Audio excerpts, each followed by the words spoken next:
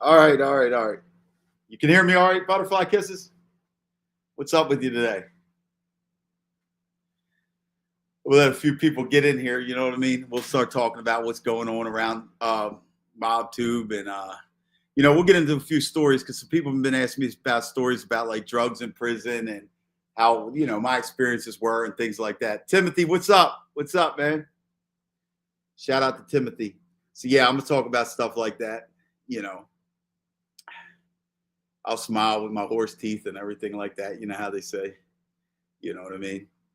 Yeah. So yeah, been a lot of I've been getting a lot of feedback too about like the Dom Cali stuff. About his legal situation and things like that. So I'm looking further into that because of I want to see how them indictments actually rolled into each other. See if he actually gets his shit overturned. They might actually give him a good deal instead of spending all that money. Cost him about 3 or 4 million. What's up, Snake? What's up, Snake? Good to see you here. Yeah. So there's issues about that though. Like the people I'm talking to, they're like, there's a chance that they could bring Dom back in against them, and would Dom do it and stuff like that? I would hope not. I mean, this thing's ancient history. You say you want the guy home. If he winds up getting some rhythm, man, let the man come home. But there's a whole lot of stuff going on, guys.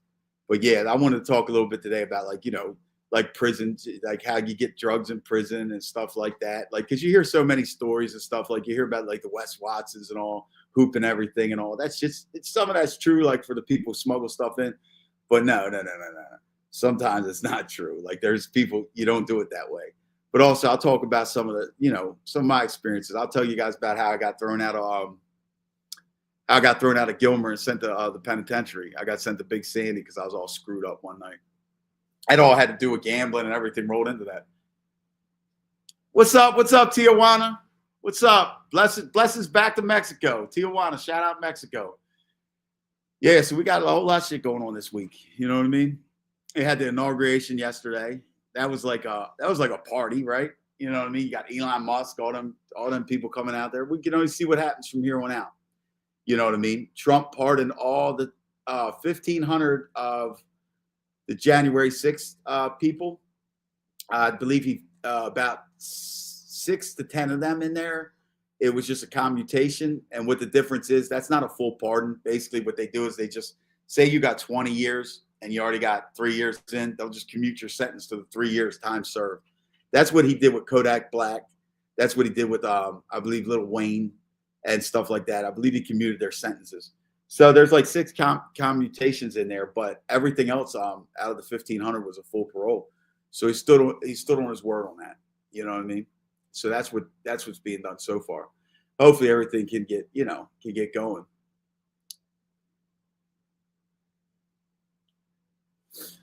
Oh, your godmother lives in Towson. That's where what's up Tony Soprano, DJ Soprano and Kid Rap Clips. What's up with you, man? Yeah, actually Towson is where that Mangione's from. That's where that whole family's from. I actually know the family. I think it was his father or his uncle got me. Actually, I got a conviction for a gun because of them. And it's definitely the same family because I remember when the judge sentenced me, he told me, he said, you're lucky the old man wasn't alive. Because I guess like the grandfather or something, they had money, dude. Like I knew the girl. She was around my age, maybe a year younger than me. And her name was Antoinette Mangione. And I used to tease her. I used to call her Tony Magoni. That's how I know it's the same people. They're from Towson, and they all went to good schools and stuff like that. Like she went to like Towson State University and went to IND High School, and they went to like Gilman, stuff like that. So they had money.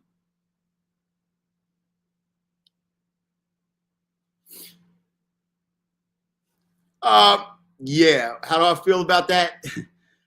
Look at your last sentence. I mean, I'm like this, DJ Tony Soprano. I would pardon my people too. But, I'm not saying I agree. Yes, Joe Biden was corrupt. I'm also not the president. You know what I mean? What's up, Mickey Griggs? What's up? So I will pardon my okay, yeah. Okay, Catholic High. Yeah, that's another school. So you're down here. So yeah, that's what I was talking about. So she went to IND. So IND, Catholic High and Mercy. Those are your three girls' schools, and then it's like Gilman, Calvert Hall, and Curley would be your three boys' schools. I think he went to Gilman. I think most of the family did. Thanks, Snake. Thank you. Hey, cost me $38.50. Cost me $38.50, man. That was horrible. I like the Commanders all the way. Dallas sucks. I love them all the way. I'm rooting for this kid to make history, be the rookie quarterback. But, man, yeah, I'm rooting for them, man. I think the Chiefs are going to beat the Bills, to be honest with you. I don't want to see that happen. I predicted the Eagles for the Super Bowl, but I'm riding with this kid. But that was heartbreaking the other night. Mark Andrews, come on, man. He chokes. Butterfly Kisses, thank you for getting a membership. Thank you. So, look, I had said it earlier. I could show you a text message, texting back and forth as the game's going on. I was like watching the game, and, we're talking about how they choke in the playoffs and all. And I'm like, you know what? Who never, ever performs in the playoffs well? It's Mark damn Andrews. Every time. You don't never see big games. Yeah, definitely lacrosse. Actually, Timothy, my baby's mother's remarried, and her husband, they got more kids, and her daughter's goes to Catholic High, and she plays, I believe, soccer and lacrosse. And for soccer, I think she's going to Duke or something like that. Like, they got like scholarships and all. They're into all that kind of stuff. But yeah, lacrosse is really big up here, especially with Loyola. Loyola's got a lot of lacrosse and stuff like that. I never played that though when I was a kid or nothing like that. That shit, costs some money. And who's Leonard Peltzer? Was that the guy from the Proud Boys or whatever? Is that the one? I mean, dude, what did you want? I mean, you got to think, look, what they did this time around with the politicians are doing is cruddy on both sides, because they're using the criminal justice system. I mean, they're weaponizing the Department of Justice. That's what they did. And then this whole thing backfired. You know what I mean? Like, all that shit is so stupid. It's like, how can you run the country when you're indicting everybody, no matter what somebody did? Look, here's the truth. If you got the right people and the right, investigators looking at you, I don't care who you are. If you're a business person, if you're a politician, if you're just a regular Joe, they're going to be able to dig up some type of dirt. They're going to be, you committed some federal crime, especially dealing with these trading, and these people got money. You're committing some type of crime, trust me. And that's just, you might not even did the crime, but by law, it's just all double talk. So, like how they did Trump with the, up there in New York. That's crazy. The man borrowed money from a bank and he paid it back. And, that's what it is. They still wanted to do business with him, but apparently something wasn't this or something, it's just all so stupid. And then they send the appraisers out and they say Mar-a-Lago is only worth this much. I mean, you can't run the country when this is happening, but, Trump said he was going to pardon them people, and that's what the hell he did. I mean, what'd you want? I mean, what'd you want them to do? I mean, they bailed out people when they were riding and stuff like that. I think all that stuff needs to be put in the past, and then just, get the country rolling the right way. You know what I mean? Because there's a lot of stuff going on that, that's way worse than that. We're already, basically mixed up in 3 wars or something like that, But now that Trump's in, you're going to see a lot of shit change. You're going to see a lot of, how do you say it? Respect from the other countries and things like that. Like Putin, he might have a come to Jesus moment, things like that. You know what I mean?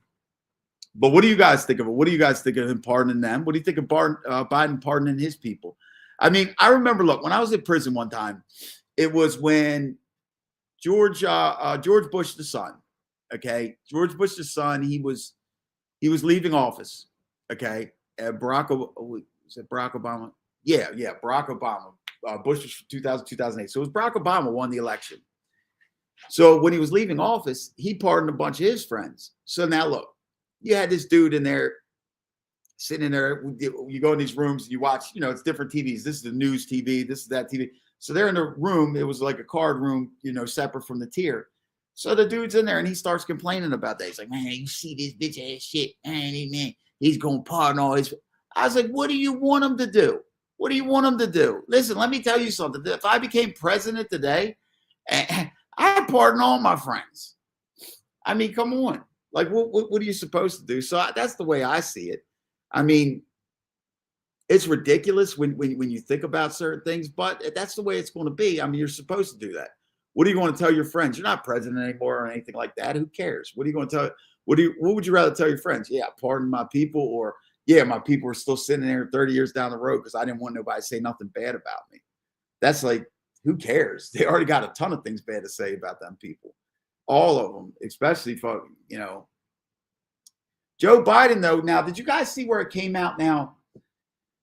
The Speaker of the House guy, okay? I don't know his, yeah, he did it before any charges. Exactly. But the Speaker of the House guy or whatever, he had came out, and this was a while back.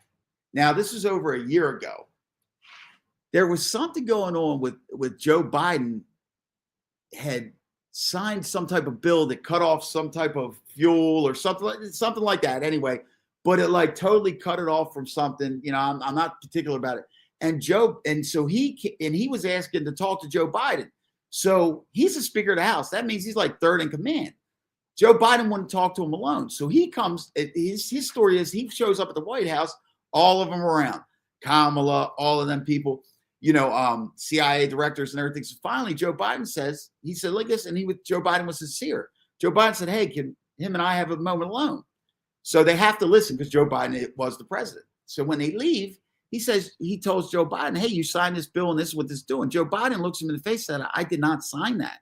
He's like, yeah, you did. I could pull it up. It's right here. You just signed. And Joe Biden was like, no, I signed it.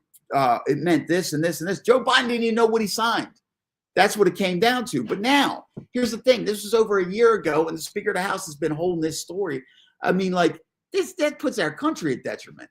He should have went to the press with that one or something. I mean, if he can't get it through, because he's going to the press with it now. But I mean, Christ, we still had a years of change. And what if he'd have been reelected? You know what I mean? So the guy was out of his mind. So I think a lot of his stuff, just even like the one court case about the classified documents, they even said it there. I mean, they said, yeah, he messed up or whatever, but he doesn't know no better, so come on, man. So the guy is just, hopefully this shit show just stops. You know what I mean? Hopefully gas prices go down. The common people aren't affected as we've been, you know what I mean? Because that's crazy. And the only people who've gotten hurt is us. We're the ones out here fighting with each other. We're the ones doing this. We're the ones doing that. And hey, what's up, J.R. Ewing? And no matter who you like and who you vote for and things like that, man, we're all in the same boat. Listen, that's what I try to tell people. That's why when these people do all this stuff, that's why I said I come on here and I like to build a community where we can talk about everything because everybody's got some stuff in common, man, because we're all living life. Okay? So none of us are squeaky clean. We're not the most pristine people. Some of us are drug addicts. Some of us are alcoholics. But guess what? All of us know somebody in our life who's been affected by cancer. All of us have had bad things happen to them. So we're all the same in a lot of ways. And we're fighting life, man. That's hard enough without fighting each other, if that makes any sense. You know what I mean? If that makes any sense. And that's the way that I look at things, man. I mean, I've looked at things a different way in my life too, but I'm not doing that anymore. Baltimore has the oldest Catholic cathedral in the U.S. I didn't know that. I know Edgar Allan Poe's from here. That's why we got the name the Ravens. Babe Ruth's from here. The Yankees, the original Yankees are from here. And actually, yeah, there you go. Congratulations to you, Tijuana. He's 7 years sober, man. Congratulations to you and keep with it, man. You know what I mean? So, I want to congratulate things like that. I don't want to talk about things like that. That's what the other people do. But yeah, that's awesome. 7 years. 7 years. Yeah, but all of us have problems. All of us are going through things in life and things like that. But yeah, whatchamacallit is Babe Ruth learned how to play baseball. It was a place, because he was a troubled kid too. It was a place called St. Mary's School for Boys, which is now called Charles Hickey School. It's in Parkville, Maryland. It's on Cub Hill Road. He was locked up when he learned how to play baseball. And I've been in Charles Hickey School too when I was a juvenile also. So yeah, there's a lot of history there. Um, what was it? His uncle or his father owned a bar in Pigtown. That's South Baltimore. And there was a bar fight outside, and I believe his father got killed. It was either his father or uncle got killed outside the bar because the Babe Ruth Museum's down there, right there. I think that might be the old bar. But yeah, so there's a lot of history like that up here. You know, this has always been a direct pipeline to New York. You know what I mean? Even on the, hip hop stuff and everything like that. You know, like DMX's people, Rough Riders and all, they had clothing stores down here and stuff like that. But yeah, there's a lot of stuff, there's a lot of like connection there. But yeah, man, so like people always want to put people down and stuff like that. But I don't like doing that kind of stuff. But yeah, that Mangione guy, what was the deal with him? I don't understand the whole problem with the Mangione kid, okay? Because was he doing that to like just become popular, make a stance or whatever? Because they have money. They have money. So why do you care? Like if your back was hurt or whatever, they can go get whatever. They could pay their insurance. So I still don't understand that. That's just like crazy. You got the whole world in your hands. But you got people who do crazy stuff. You got like that other guy, that prison guy. What's that crazy dude? Your paperwork on Wes Watson guy. That dude. You got that guy. He called out the guy to sting the fight or whatever. And the guy ran up on him and he defended himself. But at the end of the day, don't call the guy there. Don't just, you change your life. You're making money. You're doing good things or whatever.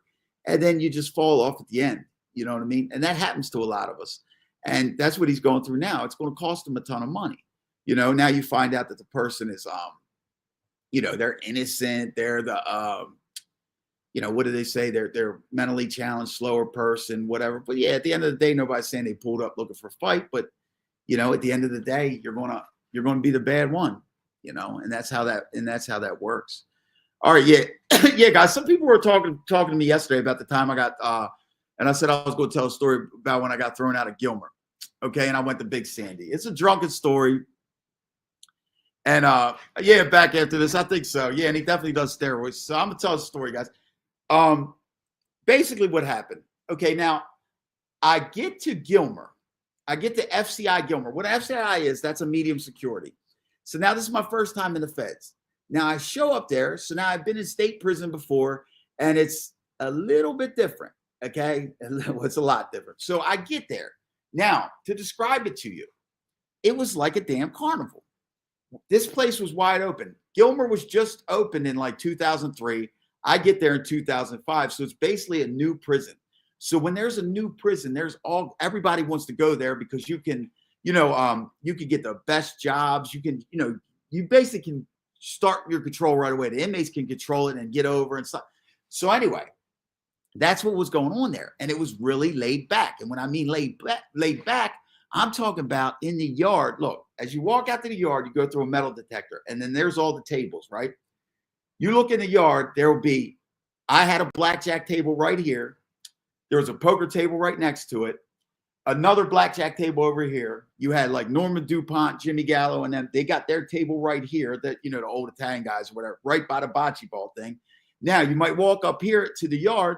You got a guy selling wine. You got a guy selling sodas. You got a guy selling candy bars. You got a guy selling stamps, which is the currency. That's the currency. That's our value. That's our money or whatever. So, I mean, you got softball going on in the yard. I mean, it's just like, honestly, like a carnival, man. It's truthfully. So anyway, I like to get into the mix, obviously. So I like to gamble and stuff like that. And I like to drink. So I wind up starting, like I had a blackjack table, I had a poker table inside and sometimes outside. And I had a ticket. Now, what a ticket is basically I was the bookie. Now, there was probably like 7 of us, 7 bookies, probably 3 legitimate ones. The other tickets were fly by night. They didn't have the money to back it up and stuff. So there was like 3 legitimate ones. And mine was Elite Enterprise. We were the best. We were top of the line. We had the most money because I had a homeboy that was catching. And when I say catching, he was going in the visiting room and somebody was bringing him dope in. When I say dope, I mean heroin. So anyway, that is big value. So anyway, we're hustling that. So I got my ticket backed by that. Okay, so we got all the stamps that we need or whatever. So, like I said, what happened was me and my celly, he was a Cuban guy from Miami. Shout out to Martinez.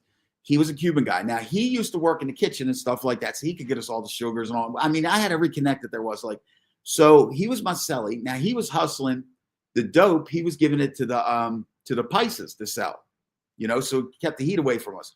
Well, somehow somebody found out that we were the ones with the dope. But now the dope had been gone for like 3 days. So when we're on the compound, I'm up by rec. Martinez is down by the library. They run down on us at the same time as they're shaking down our cell or whatever. They don't find nothing on either one of us, but Martinez has smoked weed and he wound up failing a piss test.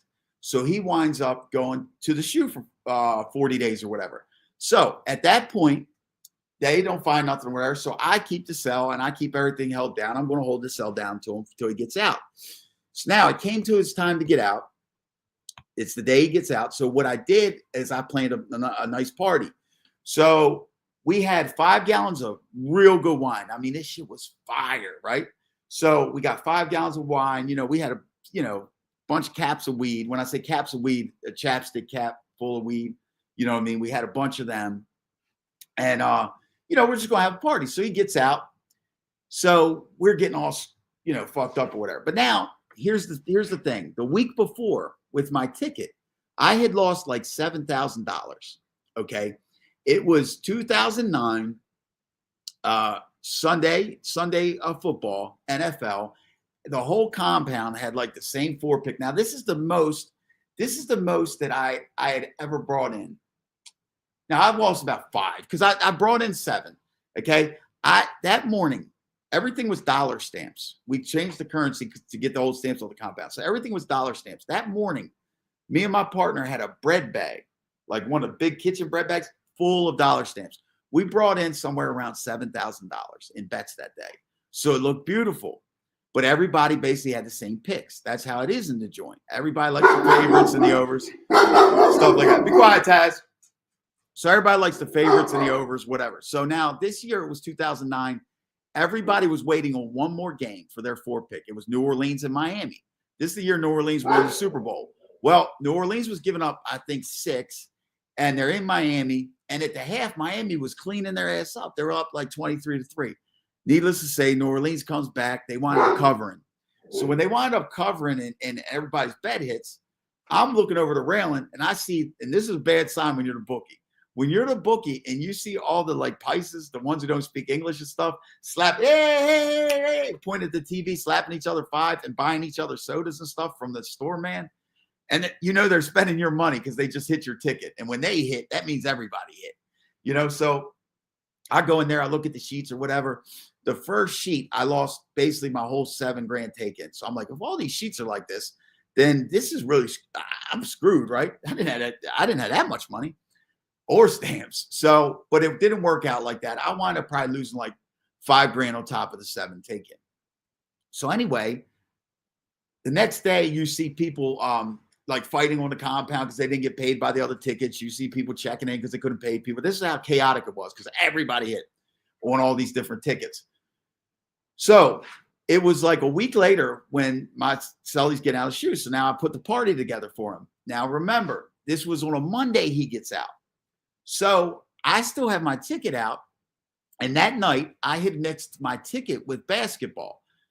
So what I believe the 49ers were playing Arizona Cardinals that night. And this is back when the Cardinals had Kurt Warner and he was good, So the whole compound, it's only that game. So the whole compound had Arizona in the over.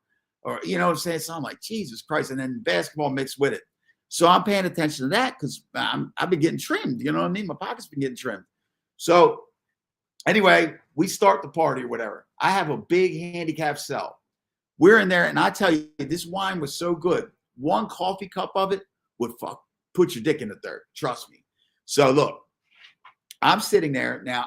I'm sipping on. I had the half-gallon cooler or whatever. So that's how I drink mine. I drink mine right out of the big half-gallon cooler. Oh, the one with the straw. Yeah, the clear one with the straw.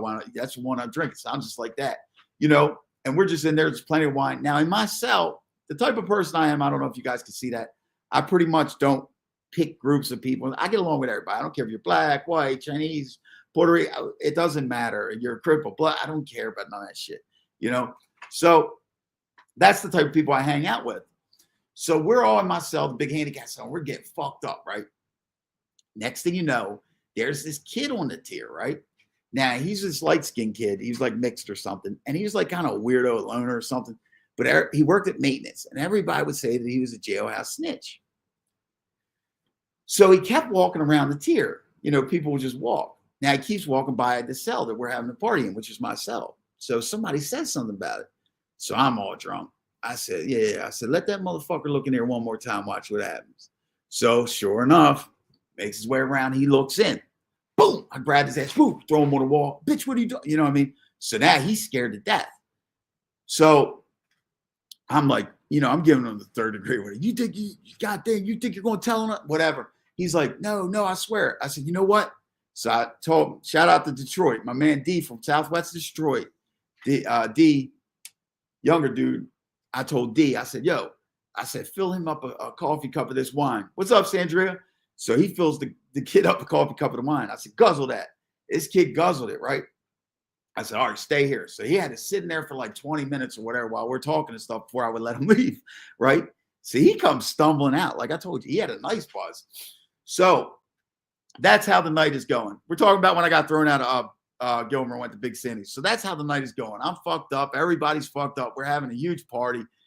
So the cop working, his name is Mayo. He was a decent CO.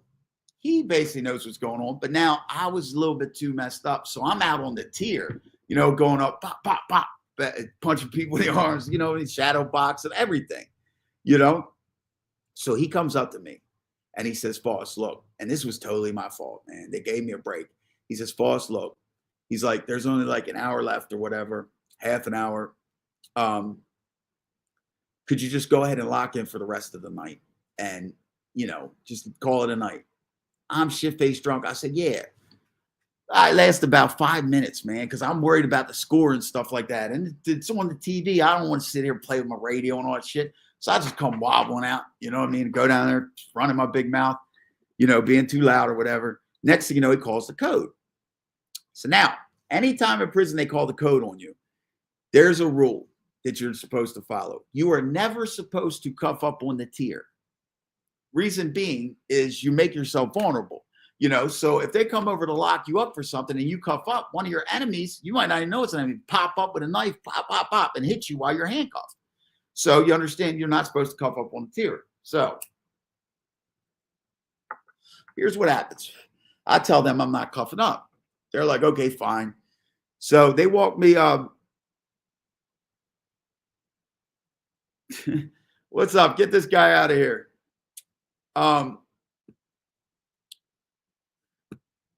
So basically what happens is this. They walk me over to the lieutenant's office. Now it was wintertime, so it was freezing. So I guess when the cold air hits you, you get more drunk. By the time I get to the lieutenant's office, I'm trashed. I mean, totally trashed. Now, the worst thing that's going to happen is I get 40 days on lockup, whatever, 30 days and get out for drinking. Well, when they go to give me the breathalyzer, the CO said something slick to me or whatever. I fucking smack it. Bow! I smack the breathalyzer. The breathalyzer smashes. Next thing you know, now this is the clips of stuff I remember because I was blackout. I blacked out. So anyway, next thing you know, I guess I'm wrestling around with the COs or whatever. They're not trying to fuck me up or not because I'm too fucked up. So I'll give them credit for that because I'm not saying I'm so tough or not. They could have kicked my teeth in probably. But anyway, so that's going on. Now, there was this nurse over there named Dr. Mace. And she was a big, strong lady. She was like a chiropractor lady. Like, she's talking about a beast. So I guess she came over and wound up tackling me or whatever. So they wound up getting me to the shoe. Now, when I'm in the shoe, they got like a bullpen they put you in while they're trying to get you a cell. Obviously, they got to put me in a cell by myself because I'm wilding out and shit like that. They just can't throw me in somebody's cell at nighttime. They'll be like, what the fuck is this guy? So they want to put me in a cell by myself. So I'm waiting for them to get a cell, I guess. Now I'm still handcuffed in front of me now. I'm handcuffed in front of me and I'm in the bullpen. And they got bars on the slot. I see the CO. So I say, hey, CO, can you Yeah, I definitely got sacked. So I said, look, as I said, can you loosen up these handcuffs? The CO comes up, tells me to put my hands out. He said, what? He snatched them bitches down on me like, oh shit. That's it. I spit on him, right? Next thing you know, I guess that's all that happened. I wake up the next morning and I remember I don't remember nothing that happened. My shoulder hurt real bad and I smelled like alcohol. You know how that smell is coming out of you. And I do remember the same lady that slammed me or whatever, Dr. Mace, the big lady, she came walking by. She's like, are you okay? I was like, I guess. I said, my shoulder hurts a little bit, but why? She's like, you don't remember last night?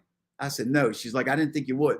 So now I'm wondering what the hell's going on. Now, remember, I don't know what's going on as I'm in the cell by myself because they never gave me a ticket. They don't write me a shot. And the reason why is because they've sent the case out by me breaking the breathalyzer, smacking his hand or whatever, and the breathalyzer broke. They sent that to the FBI, which means they sent it to the prosecutors on the outside to see if they wanted to pick up the case and give me an outside charge for that. And if they have to wait until they decide what they're going to do before they can ever give me a sanction inside a prison, or else that's double jeopardy.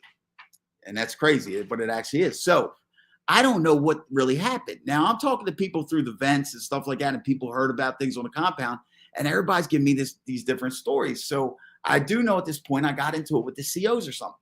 Next thing you know, the SIS guy, he hated me. He comes walking by and he stops at my cell. And he says, Foss, you're screwed now. I was like, what the hell are you talking about? He's like, you assaulted my officers. And he just walks off, doesn't tell me no more. I'm like, holy shit. So I'm like, what did I do? I don't even remember. How bad was this? Finally, this guy goes on lockup from the compound who was up in C unit on the unit or whatever. He knows what happened and he winds up becoming my cellie. So now when he explains it to me, he explains the story and now the bits and pieces are coming back to me. So I'm like, okay, it wasn't that bad. So now about 2 weeks go by. The prosecutors declined to prosecute it. You know what I mean? So now the prison can sanction me. So now they bring me my shot and I read everything or whatever.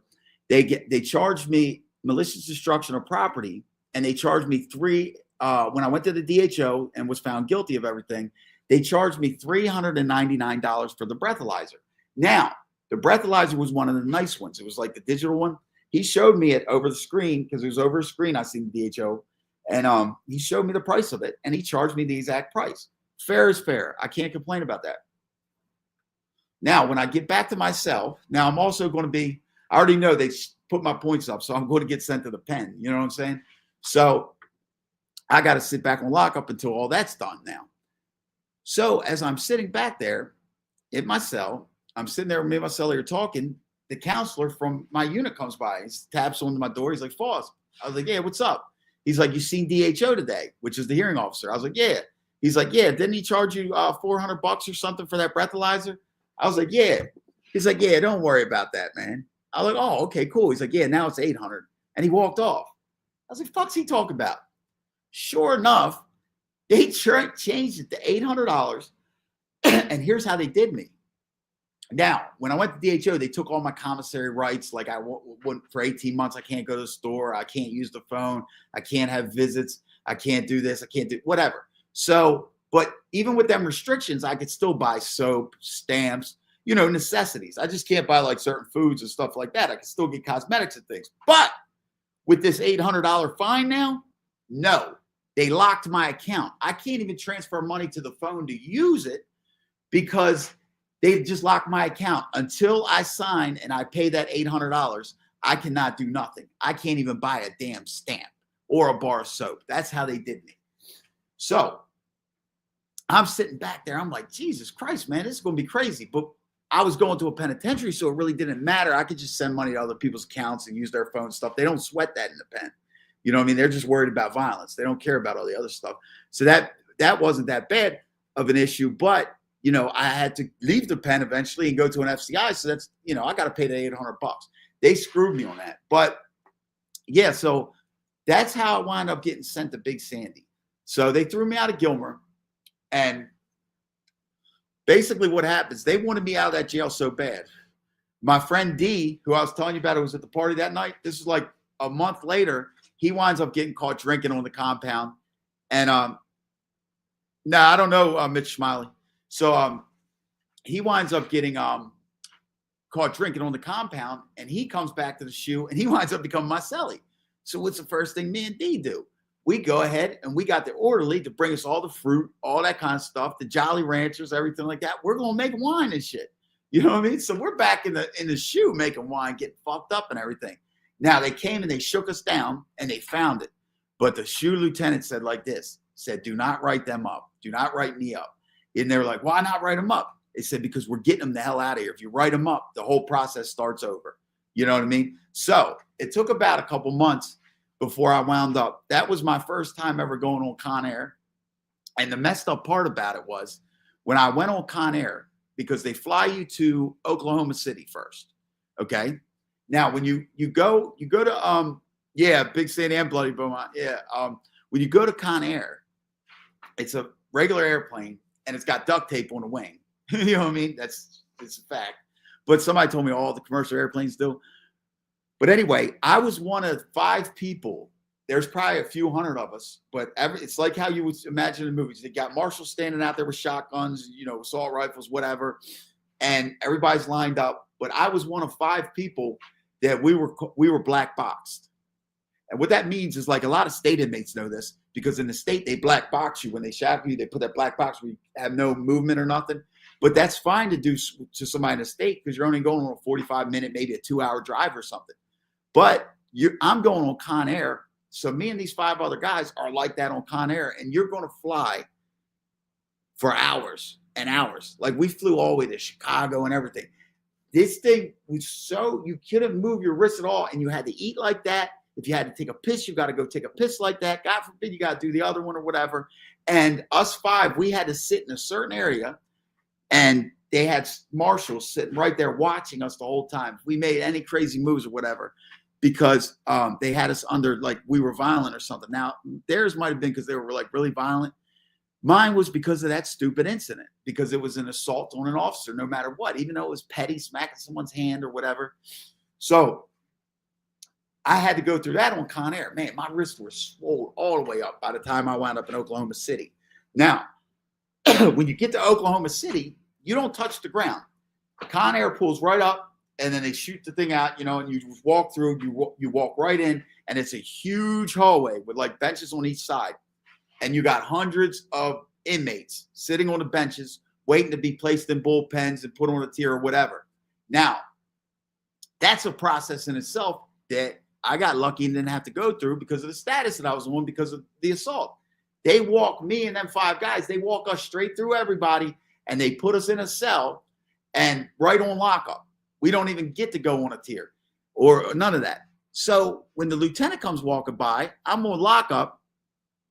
Yeah, they definitely got too much power. So as the lieutenant comes walking by, I beat on the door. I'm like, hey, why the hell am I on lockup? He's like, what's your name? I tell him my name. He's like, oh, yeah. And he tells me it's because of the assault. I was like, man, I was drunk. You know what I mean? Who cares about that? It's not. He's like, look, man. He's like, I'll tell you what, you're lucky. I'm like, why? He's like, you're only going to be here a couple of days because we get you guys out of here first. I'm like, okay, cool. So I was there less than a week. And usually you guys there sometimes like a month and a half. So once from there, then they take you to Atlanta.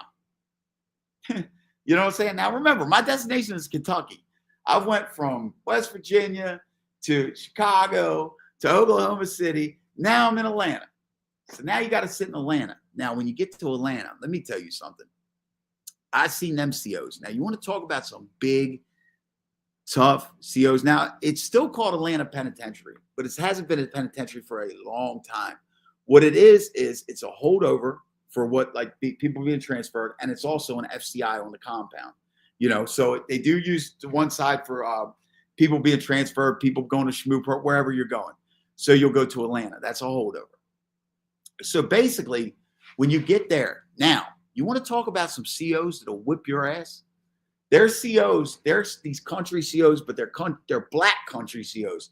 They're black dudes, and they're like country black dudes, but they're big. I mean, these dudes are like big, not muscle bound, weightless, but just big and strong.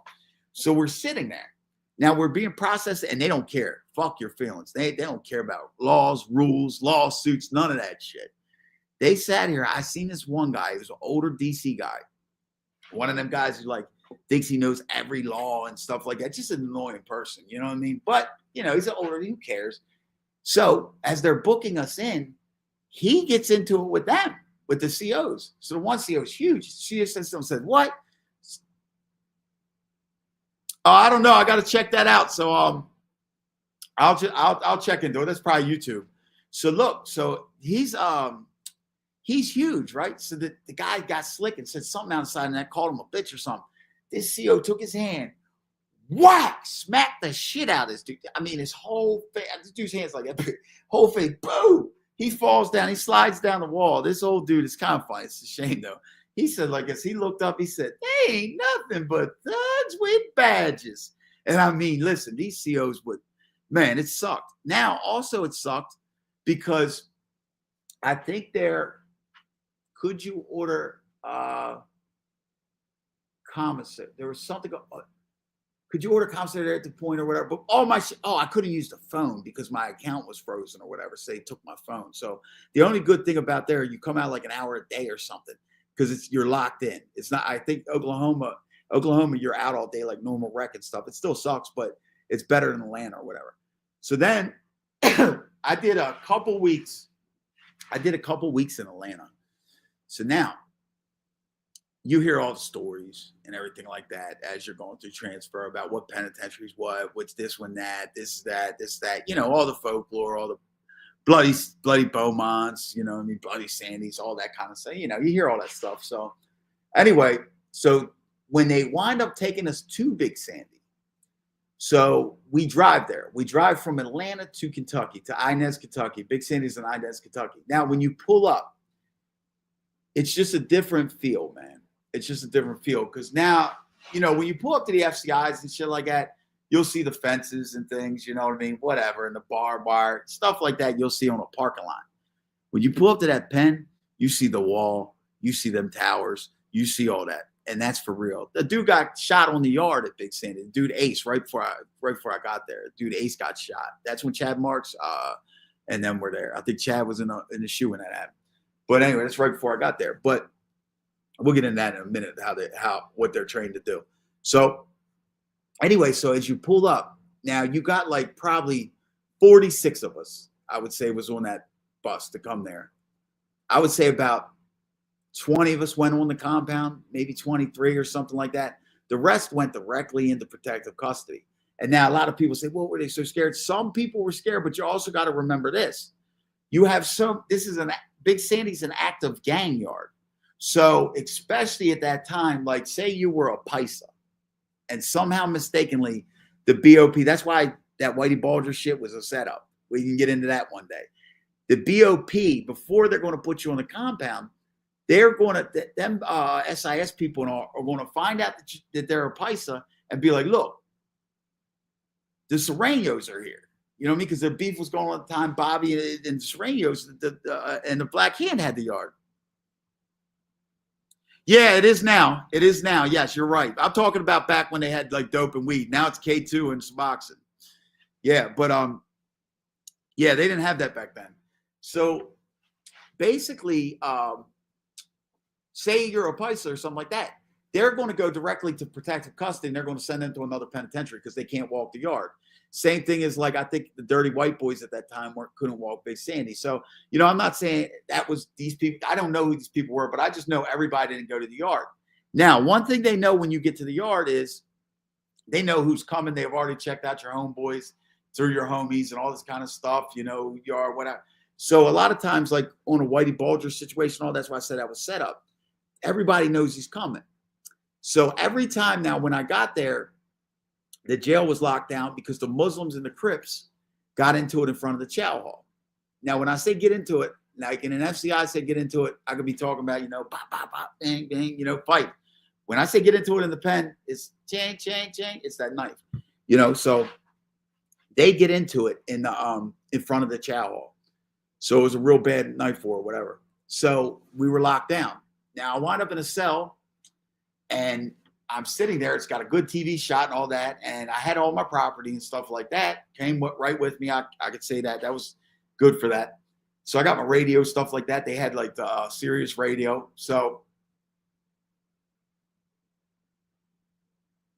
So basically what happened. So basically what happened is I got my own cell, whatever, nice cell. So we're sitting. So I'm sitting there the first night, and it gets late. And, the COs are done doing their walks and all. They walk once an hour, or whatever. All of a sudden, all you hear is. So first I'm like, what the fuck is that? Is that mice or something? But Big Sandy was a newer jet. They wasn't infested with mice or nothing. It was pretty clean and stuff. No, it was people sharpening their knives on the floor. Listen, everybody has a knife. Everybody has a knife. I remember when they did a raid of the unit, and they had to take us out the back steps, and it's like them blue steps that they're like iron. You know what I mean? You can see through them. You got all the holes. So how they got the landing. Then you go down some steps and another landing, and you know what I mean? It's blue steps like that. So they're taking us out back. Now they got COs right here and at the bottom, but in the middle where the blind spot is, they don't have no COs there, and they do that on purpose. All they're trying to do is clean up some of the knives. They're not trying to lock nobody up. So all of us, as we go down, we got to throw our knife right there on that middle, where no COs is, like everybody's ditching their knife. There'll be 150 knives sitting there. 150 knives, no lie. So as you're coming down, you see the knives piling up. Everybody's just throwing them. So so that's how that was. So, but when the doors open and stuff like that, there was people I knew, and some of it was okay, but it was just different. It was just different things, man. And you meet all kind of different type of people, but the structure of it is completely different. Like, I'll get into the yard. If something happens, like say you guys are going to hit somebody or something, don't do it in the yard, because they'll kill you. And I'm being serious. And what I mean by that is that's what happened to the guy Ace. Now let's talk about Ace's situation. Ace was from Dayton, Ohio. Okay. Now he was like a tough dude, or whatever. He had like 300 years for robbing banks or something. And then it was that 924C that was stacked on him. Now the laws have changed. He'd have probably may have been out by now. But anyway, he was one of them people. He's tough or whatever. And, he's smart. He ran a ticket, charismatic type dude. He was like a leader type of guy. So I guess he had his car going or whatever. He had a car, he was like ahead of his car. He's got a ticket. He's got all that stuff going on. He's a jail hustler, whatever, too. Thorough dude or whatever. But what happens is when he goes to the shoe for something, Ace is from Ohio. Like I said, he wasn't on no racist stuff or anything. Well, one of the Ohio guys that was black wind up coming to the shoe. They needed a cell to go to. So Ace like, yeah, you can move in with me. You're a homeboy or whatever. So when Ace moves him in, whatever. Now, when Ace winds up getting out of the shoe and going on the compound, some of the white gang members, they want to stir something up. Even though Ace doesn't live like that in real life, whatever, since he had his black celly, now they get into some of Ace's fake homies' ears. So like, it was a dude Stretch from Cleveland and another dude, I don't know, but he's from somewhere in Ohio. Anyway, so here's what happens. These gang dudes, racist dudes, pump his own homeboys up like, oh, he had a black celly. He's got to go. You guys got to get rid of him. So these idiots take the mission. Now, what happens is, before anything happens, everything gets quiet and, you hear the rumblings and the whispers of what's going on, who's mad at who, whatever. So Ace is a prison guy. He knows what's going on, but he don't care. Ace shows up in the yard when, people are having their meetings or whatever before everything goes down. Now, Ace has a knife wrapped around his wrist, and he's sitting there like that with his coat or whatever he's wearing. And they see the knife dangling. And Ace says, like, in his hand. Ace says, look. And he's telling the guy stretching at him, said, look, I already know what's going on. But he didn't expect that. And he's like, just give a message back. Hopefully they don't send no kids to do it. Because if they send some kids, I'm going to hurt them. And what he meant was, like, people faking. Anyway, this idiot, the guy Stretch, at that point, thank you, Butterfly Kisses, for gifting the membership. Thank you. So at this point, the guy Stretch, even though he sees the knife in Ace's hand, leans back, cracks Ace. Ace almost goes out. Ace stumbles. He don't follow up though. You know what I mean? He don't follow up. He just cracked him once. He said, Ace looks up, gets his wits about him, has a knife, says, you're dead now. So the dude's running, like trying to run from Ace backwards. His homeboy, the guy who was with the guy Stretch, takes off forwards across, running across the yard. The guy Stretch falls. Ace is on him. Whack him, whack him, whack him. Now, when you're getting hit with these knives, it's hitting them in the bones and stuff too. That's why they call them bone crushers. So the knife's getting bent and everything. And Ace will not stop. He's just hitting them. Now, the tower gets alerted. Something's going on. So here's how fast it is. All you hear, and this is all you hear, any incident they think's going on, you'll hear zoom, boom. And what that sound is that's the tower window opening. And then they will say in English, they will say in English and Spanish, everybody get down. That means everybody in the yard has to get on their knee or whatever. You know what I mean? So they do that. And at the same time, they throw a concussion grenade, shoot a concussion grenade thing or whatever. Boom, they shoot the concussion grenade. Right behind it, they shoot a warning shot. Boom, right by it. And then right behind it, they shoot the kill shot. Boom. That's how they did it. Boom, boom, boom. You know, whatever they say. Boom, that fast. So a dude who was there told me, he said, so he's on the yard. He sees Ace get hit. It's assault rifles. They use assault rifles, and them guys could shoot. So where they hit him at was right here in your liver or whatever. It's a kill shot. Anybody knows anything about like the body or whatever. So the dude I was talking to that was telling me the story, he was like, yeah, he was across the yard and he seen where Ace got hit, and Ace was just laying there, just motionless, not moving or nothing. The other guy's rolling around. He's hurt from being stabbed or whatever. But somebody said to Smitty or whatever, said, hey, man, yeah, Ace looks like he's going to be all right. That ain't nothing. You know, they just hit him. And Smitty said, nah, man, that's it. He's done. The nurse or whatever came out, whatever. They took Ace. Anyway, Ace is dead. You know, so that's the thing. That's how they will. Listen, if you do something like that and don't follow them commands, they will shoot you. They don't miss. It's very fast. It's very fast. Remember how I said, zoom, boom. Everybody get on the ground. Pop, pop, bang. That's it. That fast. That fast. So they follow all the laws and everything like that. But yeah, so they'll kill you. They will kill you in that yard. Now, in the corridors, what they do in the penitentiary now, they actually, when I got to Big Sandy, they didn't have the metal detectors in the corridors yet, I don't think. They just started putting them in like when you walk out your unit. Now there's blind spots as you, like I was on B3. You walk in these steps and then you go up the steps and there's blind spots in there. There was a DEA agent, a dirty DEA agent that was, you know, a dirty cop or whatever. He was in Big Sandy. This was before I got there. And one of the armed guys that was armed, that's a gang, they found out that he was an ex-cop or whatever, even though he's a dirty cop or whatever, you know, whatever. But that just didn't fly. So they caught him. He was like a 65, 70-year-old man almost. And, man, they tore the fur off his ass inside the little thing to walk up the steps. I believe he actually lived. I've seen people live, man, where you would think that they died. The way they got slaughtered. Them women nurses and them the men doctors that are there at them places like Big Sandy, Hazelton's, they're better than the real street doctors because they see it happen so much. Every day somebody's coming in from getting some ran a bone crusher stuck in them. So yeah, so like, but the corridors could be dangerous. Now, as you walk down like the long corridors to everything, like say you're walking the rack, you're going to the chow hall, they made it where you have to walk down to the walk through the corridors. You would no longer go outside, you know, because the jail's too dangerous and stuff. Now in these corridors, they have like these gates, electronic, where they can just hit a button, boom, boom. So in other words, if you get caught in that corridor, like say it's a riot or something like that going on, or 5 people or one dude, the CO is not going to come save you. It's not going to be a bunch of COs come to save you. They're going to lock that corridor and just give commands, stop, stop. And then until they get a SWAT team to come after you. Because that was actually my homeboy at Big Sandy that wound up taking the cop's knife and stabbing him. That was Mumbles from the Lexington Terrace Boys. But that was behind some shit. You know, the cop fucked up, opened his door on his shoe and had a knife, and he beat the cop. It's just, you know. But as for the police intervening and stuff like that, no, they wouldn't. They're going to, you might get killed. You know what I mean? You better hope somebody gets there. So yeah, so that's just like that different type of experience. You know what I mean? It's a totally different type of experience, humbling experience. Plus, you really see nuts. These people are nuts. You know what I mean? I'm being serious. Like how these people will fake on YouTube. Listen, these people, you can ask anybody who's been in these places.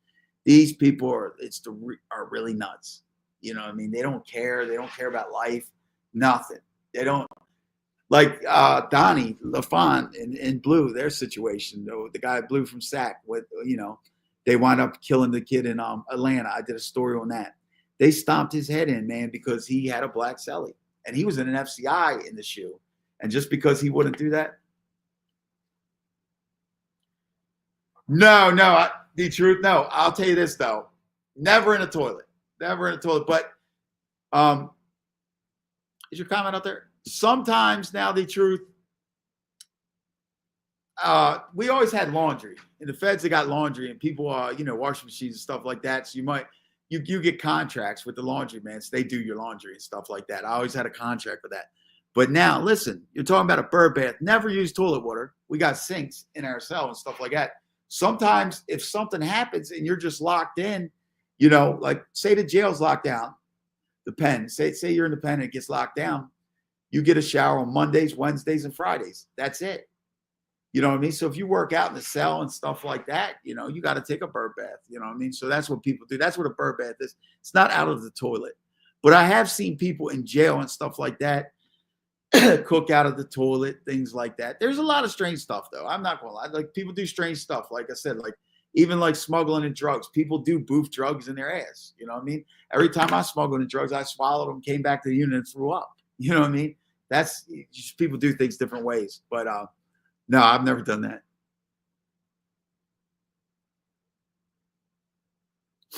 Okay, yeah, you're in a different country. Okay, jail and prison is the same thing over there. Okay, well, over here it's not. Basically, jail is pretrial before you're sentenced and stuff like that. But you can be in jail for many years fighting your case and stuff like that here. But prison is better than jail. Right now, the most common drugs available, my man said it earlier, is Suboxone and K2. K2 really is the trend. That K2 stuff, it's that deuce. They spray it on paper and they smoke it. I mean, I've seen people foam at the mouth. I've seen them hop off the tier.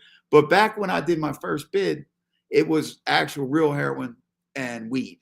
Well, it would be caps of weed for like $75 and a gram of heroin, which is a chapstick cap. That's how we would measure it. But it's really not a gram. It's less than a gram. I know that for a fact. You know what I mean? I know how many caps I got out of what I brought in. You know what I mean? So it's actually less than a gram. But say a chapstick cap of heroin, $500. You know what I mean? But you can make $1,500 worth of $50 papers out of it. So just send somebody $500.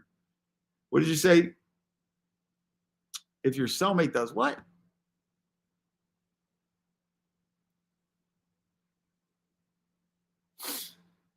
No, because I don't do cocaine. The truth, I ain't done cocaine since 1994. Actually, but no, I know what you're saying, but that's how people do drugs sometimes. But yeah, okay, yeah, well, exactly. So Suboxone here is also the other drug. So now it's not heroin, it's Suboxone, it's not weed, it's K2.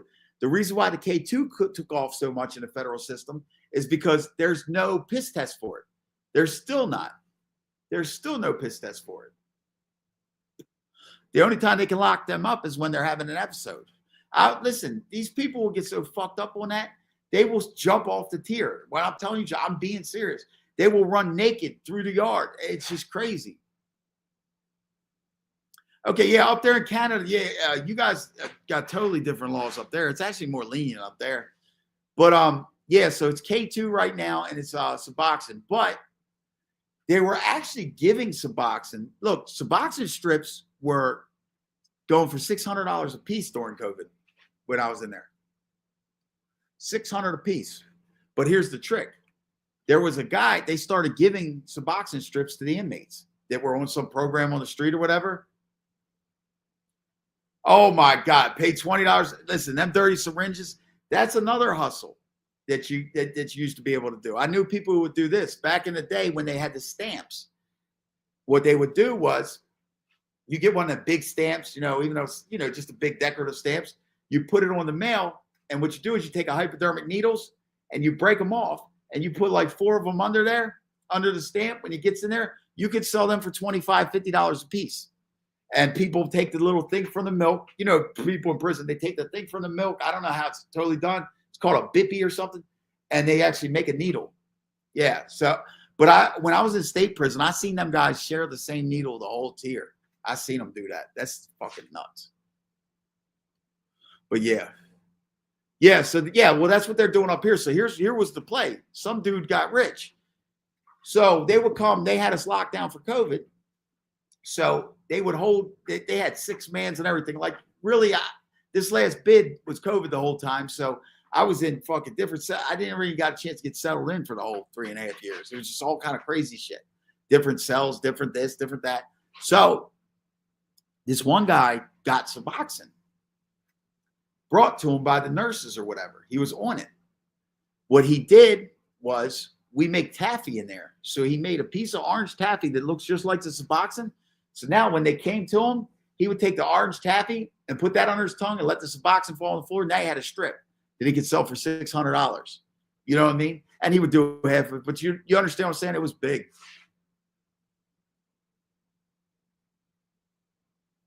Yeah, well, listen. Oh, my God, 75% here have Hep C. Listen, Hep C, HIV, everything. I mean, it's the worst of the worst. It's the lowest of the low. I mean, listen, you got decent people in prison and stuff like that, and you got smart people, and especially in federal prison, but you're going to get the lowest of the low, you know?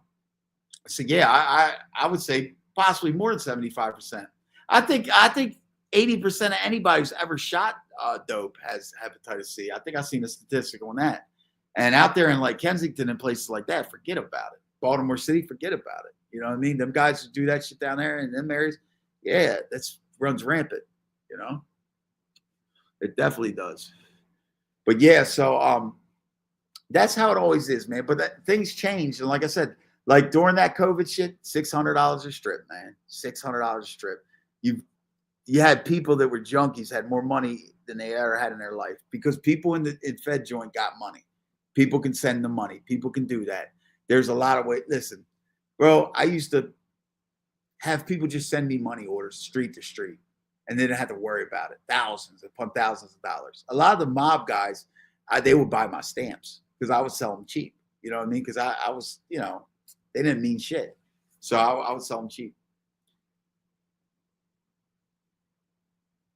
I don't know who CC is from CC Unleashed. I never seen it. The truth. Yeah, well, I wouldn't say 95% here, King J, but I will say, yeah, your higher percentage would be scum. I mean, I've walked into, and rest in peace to Peter Pryor. He used to, he's like hung around the mob guys and stuff. That was my buddy. He was like, you know, I think friends with Gambinos or whatever. So basically, him and I were in the library one day because I had to go to the library to get my ticket printed and all that kind of stuff, copies and things. So I went this day, and Pete came with me. Now, they were holding a class in there, and they were reading like pop-up books. Remember them kids' books like Puff the Magic Dragon? If you open it up, the thing will come out and stuff. They were actually reading that. So me and Pete start laughing, and I was laughing. I was like, look at these dumb motherfuckers. Then I thought of something, man. I said, Pete, you know who the dumbest motherfucker in here is? He's like, who? Him over there? I said, no, it's us. I was like, we can read and write and shit. And we're sitting in here with these people. And, I mean, you really got to think about that. Because a lot of people came from situations where they didn't get an education. I mean, it's a lot has to roll into it, man. You know, it gets deep, man. But yeah, I'll agree. Like, you get a lot of scum. Yeah, you get a lot of scum. People just are. It's just like in life. You get that. You know what I mean? You're going to get that anywhere you go. But you get the lowest of the low. Just like when people say,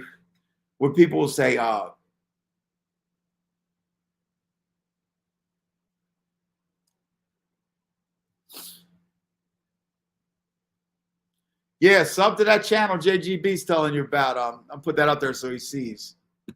I guess it's got to do with Australia. But yeah, you just meet all kind of different type of people from all type of different walks of life. And it's just like nuts. And one rumor that people always say, they all always think federal prison is like weak and it's soft. No, it's not. I've been in both. 286-222 is my state number. Everybody knows my state ain't no joke. And 409-31037, fuck that number. I've been in both. Let me explain something to you. Everywhere, what's up, OC? Anywhere you can get hurt at, anywhere there's going to be tough people, anywhere there's going to be weak people. But always remember this. Always, the feds now, when you get to the penitentiary levels, just like in every state, they got a prison where the craziest, toughest, most dangerous inmates are.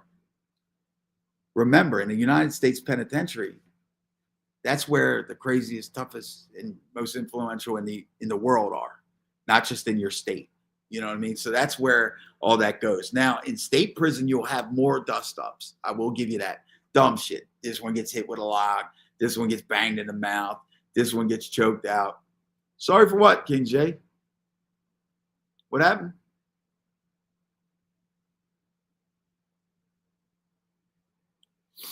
It all depends. It all depends. So what was I saying? It all depends on what car they're in. You know, like the Pisces and stuff like that. They don't check paperwork and shit like that, like for that. But what was I saying? Oh yeah, just the different walks of life and stuff like that. Like when you get there, okay, the things that happen in the state prison, you'll have more violence. Like you'll have more violent acts. But when they happen at federal prison, they're very, very violent. You know what I mean? When it happens less, but it is more serious. You know, so it's like this. Nobody's tough enough. Nobody's tougher than you know, the politics and what's going to happen. Basically, for like somebody who's tough and can fight real good, that's actually more dangerous because say we're going to get you and we're going to get you off the yard or whatever. As you're walking down the corridor, it might be 3 of us. You don't see it coming. The smallest one, who's not the best fighter of us, will come and tackle you and just hold your legs. That's their job. Then the other 2 guys will come up stomping on your head and the other one stabbing you. You know what I mean? So it's like there's no way to get around that kind of stuff. That's how people get knocked off the yard. Just like, you know, and now unless they go face to face like they did with the guy Ace and they don't got a weapon, you know, that was stupid. But Ace still wound up getting killed. So it's still a big thing came out of that.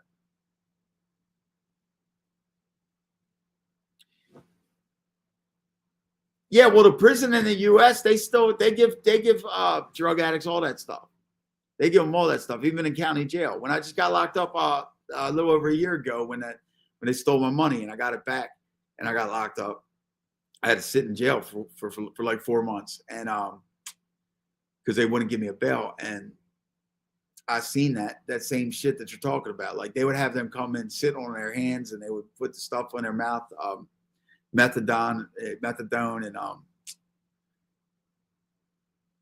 just other it's Suboxone, methadone, and psychiatric pills though. Like the psychiatric pills they can walk up and get. You know what I mean? That's Rimrod, Seroquels, things like that. There's a lot of stuff. People like to they sniff that stuff. Wellbutrin. It's like a big Tylenol, and like people crush that up and sniff it, like when they don't have real drugs. Like I don't know. It's you know, I would figure that shit would burn the hell out of your nose, and it's something they give to you. But I guess when you mix psychedelic medications and stuff, but yeah, nobody's in their right mind. I mean, I know I could tell you stories about some guys. I'll tell you a story one day about this guy Barney that used to get 10 grand a month, and he did so much drugs and alcohol in prison that every month he would be broke, not have nothing in his locker, and he would owe money. And he really got 10 grand a month. And I mean, he would just give, you know what I mean? That's just how much it was. He would buy all the dope. I don't care if you were selling grams, he'd buy all your grams. And then he'd ask you who you sold your grams to and go buy all the papers from them, dollar for dollar. He didn't want to break. I mean, obviously, if you gave him one, he'd take it, but he don't ask for a break or nothing. Yeah, I'll tell you what, he bought so much dope and was so known for that. And remember, I told you, in the penitentiary, all they care about is violence. They don't care about drugs and all that kind of stuff, you know, people owing money and people using the phone and stuff. Back then, he would go to the shoe, and his counselor would bring him down a thick thing of green forms, slide under his door, so he could actually send the money off his account to the people he owed money to, so nothing happens on the compound. Like, so, you know, say Barney owed like 3 grand to the Serranos. So now it wouldn't be an issue between the whites and the Serranos in case Barney's in the shoe or gets transferred. Barney got transferred from one penitentiary to another and paid his debts before, you know what I'm saying? So he always kept it clean like that. And the counselors knew that. Barney had like 30 dirty yarns. Anytime they want to piss him, he's going to be dirty. He didn't care, you know. I don't know if it's legal in America. I know that they sell it and stuff. I think it was at first. It was called Spice, but I was locked up. I was locked up when that was going on. So I don't know if it's legal. I don't even know what the hell the shit is. They just spray it on paper. You know what I mean? So half the time, you never know what it is. But they do got stores where they sell the spray and stuff like that, I guess. So I guess that is legal. But you're not allowed to do it in prison. You're not allowed to do it. But they don't have a piss test for it. That's Suboxone. They didn't have a piss test for first either. That's why Suboxone took over. You know what I mean? Over top of heroin. Because everybody's trying to duck the piss test. Because if you fail a piss test, they put you on a hot list. I failed a piss test before, not for heroin, not for Suboxone. This is Suboxone before. Get you high. It's like doing a fucking pill. Yeah. Fucking, no, I didn't get it out of nobody's ass. Nothing like that. I got to use my own shit. Whatever. But anyway. But yeah, but once you get a dirty urine, I've only had one dirty urine in my life. That was it. And once you get that, you get put on a hot list for, I think, 2 years where they call you randomly. And also they got to, they got to piss test you with the hot list people plus randoms and stuff like that.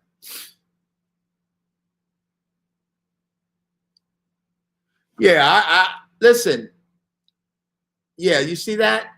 Look, they force people to vomit it up so that they can do it. Yeah, well, I'll tell you what. I seen people snorting spit.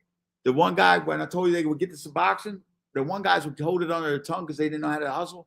And they would fucking come back and spit it out. And actually, their friends would snort their spit. That was disgusting. Most disgusting thing I ever seen. But I'll give you another one. How hard? I'll tell you another one.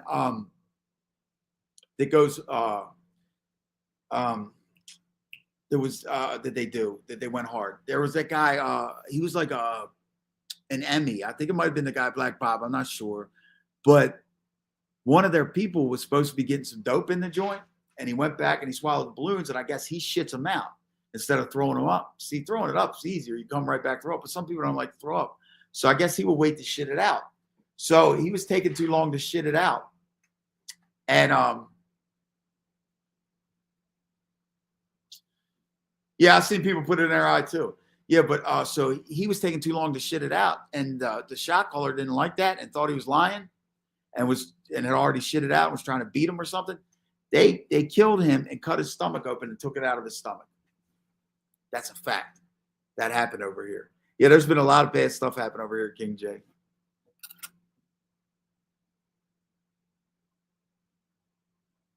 Chris Capello, you got the subscription? Good, Chris Capello. Shout out to him. So, yeah, guys, I'm gonna pump up the members channel and stuff like that. I'm gonna get everything pumped up. We're gonna keep going, and I'm going to do something I want to give the real story on Boston George, on the George Jung situation and stuff like that with the real Diego, Carlos Ledger, stuff like that. And then we can talk about it on my next live. We'll also, I got to see what's going on with this Dominic Scali. What's he going to do? I haven't seen nothing or heard nothing of him. Yeah, opiates are the devil. I haven't seen nothing of him. You know what I mean? So I don't know what's going on there. I'm gonna watch today, you know what I mean, and see what's, get into it, because he looked like he went a little bit off his rocker, you know what I mean? And but guys, listen, I'm gonna wrap this up. I've been on a little over an hour. Thanks for stopping in. Like I said, I'm gonna get everything going. I should have a guest on tomorrow. And I'm gonna start bringing different guests up to talk about different type of things and stuff like that. I seen it on the phone, Butterfly Kisses. I seen it on my phone. Yeah, I seen that earlier. I seen Billy Luna's video. Yeah, I seen that. He does some pretty good videos. You know what I mean? Yeah, I don't know what mental health maybe. People always go through mental health. All right, bye, Sandra. I'll see all you guys later, man. Everybody take care, be safe. See you guys tomorrow, whatever. I'm gonna be putting out some more content. Remember, go check out the older videos. I've told some of these stories in my videos and all. If you haven't seen them, just go back, click through or whatever. If you're new or whatever.